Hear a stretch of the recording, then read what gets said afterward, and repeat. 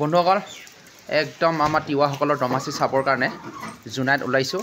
আজি 9 তাৰিখ বহাগ মাহৰ 9 তাৰিখ অসমীয়া আৰু কাইলৈ আছে বাৰু মেইনটো, কিন্তু আজিৰ পৰা হ'লেও দুদিনীয়া কাৰ্যসূচী পাতিছে, সেয়েহে আজিৰ পৰা চুৰুপাত। তো আজি ওলাইছোঁ আৰু ফাৰ্ষ্ট তাত এতিয়া কি কৰিছে কি কৰা নাই গ'লেহে গম পাম ন। ওলালোঁ আৰু দেই বন্ধুসকল। এইফালে দুইজনো ওলাইছে বন্ধুসকল। একদম ফাইনেলি আহি পাই গ'লোঁ দেই, একদম ৰাতিপুৱা টাইম এতিয়া কিমান হ'ল জানো।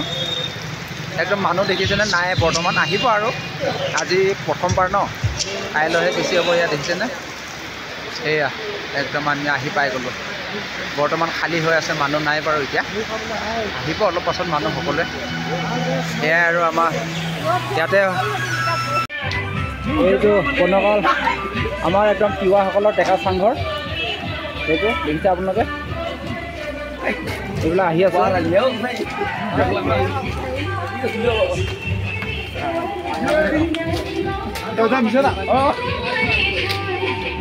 চাওঁ এইখন অকণমান দেখাই দিওঁ।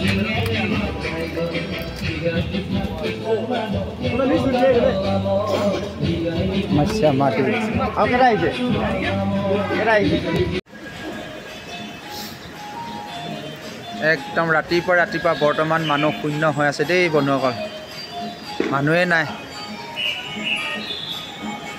আৰু এইখিনি চাওকচোন ইমান ধুনীয়াকৈ সজাই তুলিছে।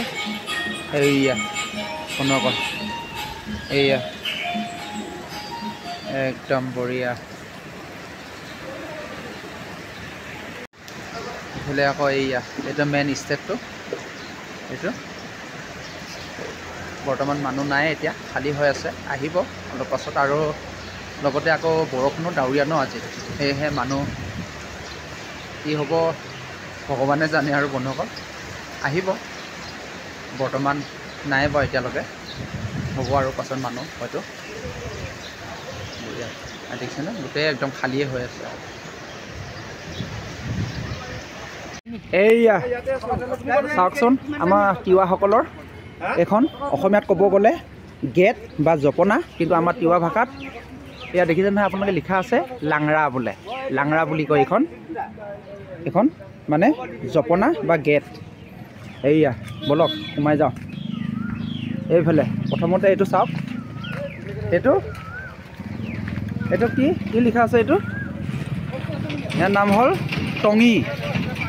এইটো লিখা আছে টঙি বুলি, মানে হাতী খেদা চাংঘৰ বুলি ক'ব লাগিব। আৰু আমাৰ তিৱাবিলাক পাহাৰীয়া জাতি, আগত পাহাৰতে আছিলে, সেয়েহে ওখকৈ এইদৰে চাং সাজি লৈছিলে হয়তো, কিন্তু আগত এইদৰে সাজিছিলে কাৰণে আজিও দেখাইছে। এইটো টঙি বুলি লিখা আছে, এইটো বনাই থৈ দিছে, হাতী খেদা চাংঘৰ বুলি ক'লেও হয়তো বেয়া নহ'ব। আৰু এইফালে এইটো কি লিখা আছে, এইটো শাস্তি শাল বুলি লিখা আছে, মানে কোনোবাই বদমাছ কৰিলে ইয়াত হয়তো শাস্তি দিব, এইদৰে বনাই থৈ দিছে। বঢ়িয়া, একদম বৰ বেলেগ জোঙা দেখোন, একদম ৱা ধুনীয়া দেই। এইটো নবাৰ বুলি কয়, অসমীয়াত ক'বলৈ হ'লে কি পাকঘৰ নে বৰঘৰ বুলি ক'ব ন, সেইটো আমাৰ তিৱা ভাষাত নবাৰ। বঢ়িয়া। আৰু ইফালে আহি গ'ল আমাৰ ডেকা চাংঘৰ, আমাৰ তিৱা ভাষাত চামাদি বুলি কয়। আৰু এইটো একদম খুব ধুনীয়াকৈ মানে একদম সজাই তোলা হৈছে। এয়াই আৰু আমাৰ তিৱাসকলৰ পৰিচয়। বঢ়িয়া।